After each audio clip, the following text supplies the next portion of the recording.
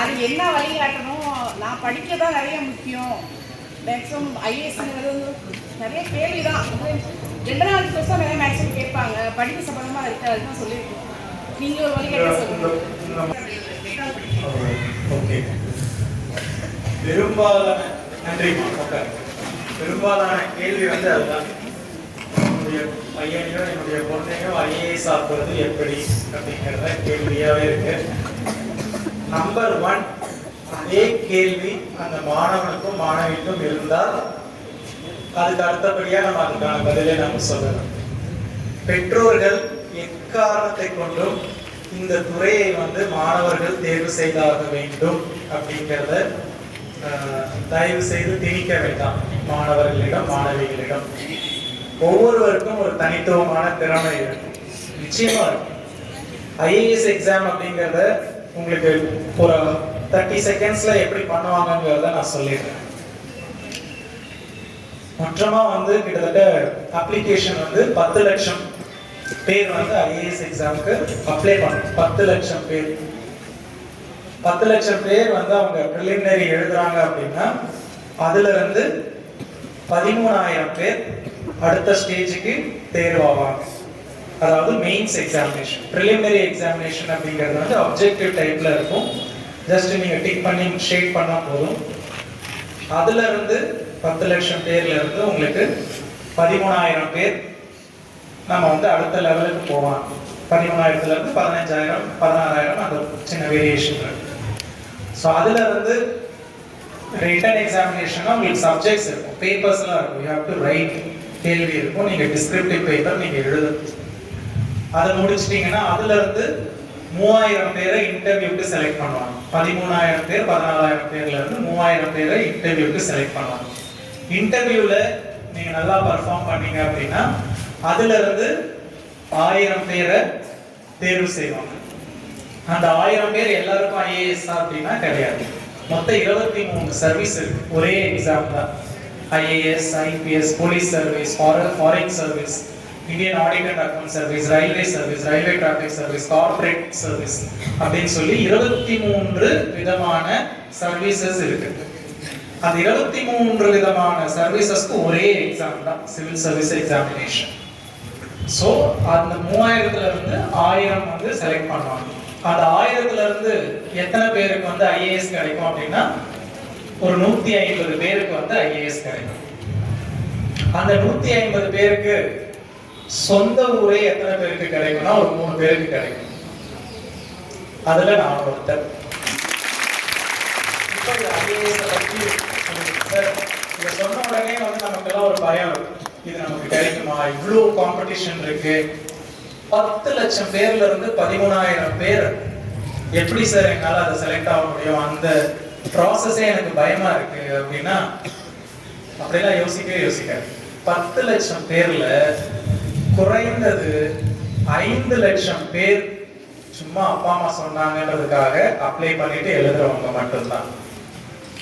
ஆனா உங்களுடைய காம்படிஷன் எப்படி பார்க்கணும் அப்படின்னா இந்த மாதிரியான இது மட்டும் இல்லை, சிவில் சர்வீஸ் மட்டும் இல்லை, எந்த காம்படிட்டிவ் எக்ஸாமினேஷனா இருந்தாலும் அதுல ஒண்ணு மட்டும் ஞாபகம் வச்சுக்கோங்க. அந்த காம்படிட்டிவ் எக்ஸாமினேஷன் மூலமா அவர்கள் வந்து உங்களுக்கு தெரியப்படுத்துறது என்னன்னா அதுதான் சொல்லுவாங்க, இதை வந்து யாரை தேர்ந்தெடுக்க வேண்டும் என்பதற்காக நடத்தக்கூடிய தேர்வு கிடையாது. ஒரு எக்ஸாம் வைக்கிறீங்க அப்படின்னா யார் நல்லா பெர்ஃபார்ம் பண்றாங்க அவங்களை தேர்வு பண்ணணும் அப்படிங்கறது எக்ஸாமா இருக்கும். ஆனா சிவில் சர்வீஸ்லாம் பொறுத்த வரைக்கும் யாரை தேர்வு செய்வது அப்படிங்கிறதுக்கான எக்ஸாமினேஷன் கிடையாது. யாரு எனக்கு வேண்டாம் அப்படிங்கறத சொல்றதுதான் அந்த எக்ஸாமினேஷன். எதை வச்சு முடிவு பண்ணுவாங்க, இவங்க வந்து அட்மினிஸ்ட்ரேட்டரா இருக்கிறதுக்கு தகுதியானவர்களா இல்லையா, எதை வச்சு முடிவு பண்ணுவாங்க அப்படின்னா முதல்ல உங்களுக்கு நீங்க உண்மையா இருக்கு. நம்பர் 1, எக்ஸாமினேஷன்ல கேட்கக்கூடிய கேள்விகள் அனைத்துமே பாத்தீங்கன்னா 10th ஸ்டாண்டர்ட் குவாலிஃபிகேஷன் தான்.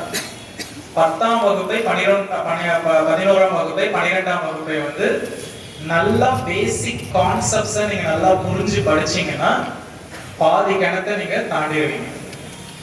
ஒரு நியூஸ் பேப்பரை வச்சு நீங்க படிப்பீங்க. ஏதாச்சும் தமிழ் பேப்பரா இருக்கலாம், இங்கிலீஷ் பேப்பரா இருக்கலாம். என்ன சார் அதை படிக்கிறது அப்படின்னா பொலிட்டிக்கல் நியூஸ் எல்லாம் விட்டுருங்க. கான்ட்ரோவர்ஷியல் நியூஸ் எல்லாம் விட்டுருங்க, சென்சேஷனல் நியூஸ் எல்லாம் விட்டுருங்க. இந்த பார்ட்டி அந்த பார்ட்டி அடிச்சாங்க, அந்த பார்ட்டி இந்த பார்ட்டி, இன்னும் இந்த சினிமாக்காரர் அந்த சினிமாக்காரர் பார்த்தார், அந்த சினிமாக்காரர் இந்த சினிமா, அதெல்லாம் விட்டுருங்க.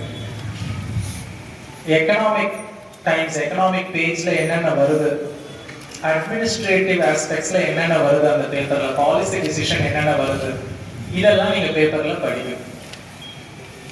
ஓகே, ஸோ அந்த 10 லட்சத்துல 5 லட்சம் பேர் வந்து சும்மா அப்ளை பண்றாங்க, பெருசா ப்ரிப்பரேஷன் இல்லாம. 5 லட்சம் பேர்ல இருந்து 13,000 பேர் ஓரளவு நீங்க இந்த எக்ஸாமுக்காக சின்சியரா உட்கார்ந்து படிச்சீங்க அப்படின்னா you are way ahead of 2.5 lakh people.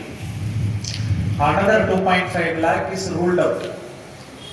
மீதி இருக்கிறது 2,50,000 பேர்ல 13,000 பேர் 15,000 பேர் வந்து நான் செலக்ட் பண்ணணும் அப்படின்னா 10 நபர்ல ஒரு நபரா நீங்க இருந்தீங்கன்னா நீங்க செலக்ட் ஆயிருக்கீங்க.